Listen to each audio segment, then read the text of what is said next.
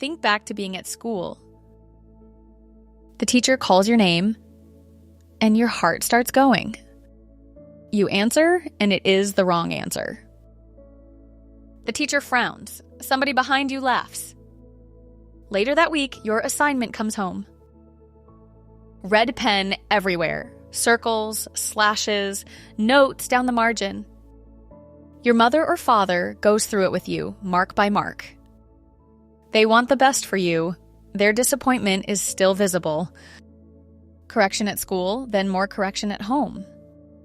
And what you actually hear, underneath all of it, is not good enough. Most of us grew up hearing roughly 10 times more correction than praise. Then we became managers, and we passed the ratio on. Tina was presenting a redesign to her product team. Weeks of user testing, careful layout choices, a lot of late nights. She was walking everyone through it on a call, her screen full of wireframes.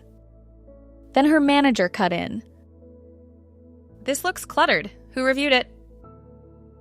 It landed like a slap. Tina froze and her mind went completely blank. Every reason behind every screen gone. She muttered something about a peer review and it came out wrong. That is the limbic brain taking over. Some people call it the lizard brain, the amygdala if you want the proper name. It is one of the oldest parts of us, and it is wired for survival. When it senses a threat, even just emotional discomfort, it shuts the rest down. The thinking part, the cortex, is what solves problems and listens to reason. When the amygdala fires, the cortex goes offline. You stop hearing. You stop processing. You want to escape or defend. Which means feedback delivered to a triggered person is not really feedback. Until the thinking brain is back online, it is just noise. There is a second thing working against you, and it is stranger. Humans are built to mirror each other. Mirror neurons pick up what the other person is feeling and play it back. If one person is anxious, the other becomes anxious. If one gets defensive, the other pushes harder. It bounces between them until they both shut down. And it is not only what we see and hear.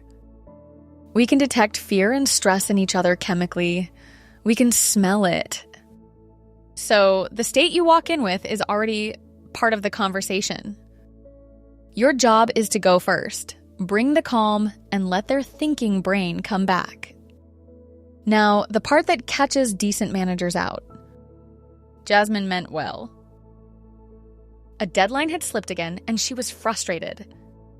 In the team check-in, she said to one of the developers, "We really need you to step up next time.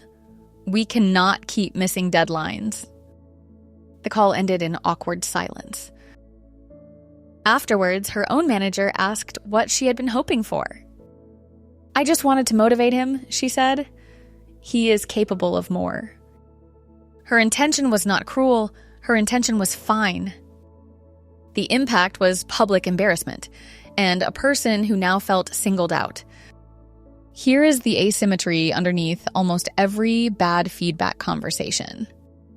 We judge ourselves by our intentions. We judge everybody else by their impact. "I was only trying to help" does not remove the sting. So start with impact, not intent. Name what was seen or heard or felt without attaching a motive to it. Then leave room to ask what was going on for them. The shape of it is 3 sentences. Here's what happened. Here is how it landed. And what was going on for you at the time? That covers the conversations that go wrong. Now the ones that build somebody. In every classroom, there is a moment when the teacher looks up and says, "That is a great question." And suddenly, every hand in the room wants to ask one. That is not a coincidence. It is how people work. We move toward whatever gets noticed. Children repeat what earns praise, and adults are no different. We do not outgrow the wiring. We just hide it better. When effort and progress get attention, they grow. When mistakes are the only thing that gets airtime, people shrink. And it compounds because of the brain problem from earlier. Call somebody out and their stress response floods the system. The thinking brain goes offline, so they have less access to logic and to learning. So they make more mistakes, not through carelessness, through stress. That is a fear spiral, and it usually starts with a manager who only speaks up when something is wrong. So put the attention on progress instead, even when it is small. Especially when it is small. Attention is the loudest message you send, louder than anything you actually say. There is a posture underneath all of this that decides how it lands. Nobody likes being cornered, least of all at work. Why did you do that? And what were you thinking? Both read as an ambush.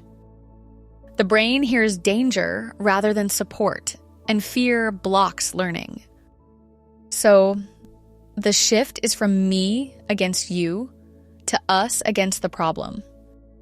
It is a small change in the words and a large change in the energy. Instead of, why did you miss the deadline? Try, let us walk through what happened and find where it went off track. Instead of, you did not follow the process, try, let us look at how this was handled and what we would do differently. Accountability is still in the room. Nothing has been dodged. It is just being held in a way that leaves the person's dignity intact. Every one of these conversations has a sequence, and the order is not optional. Safety first, honesty second, action third. Safety means calming the nervous system, theirs and your own. That is tone and timing and enough empathy to make the thing survivable. Only once somebody feels safe can they actually listen. Then honesty.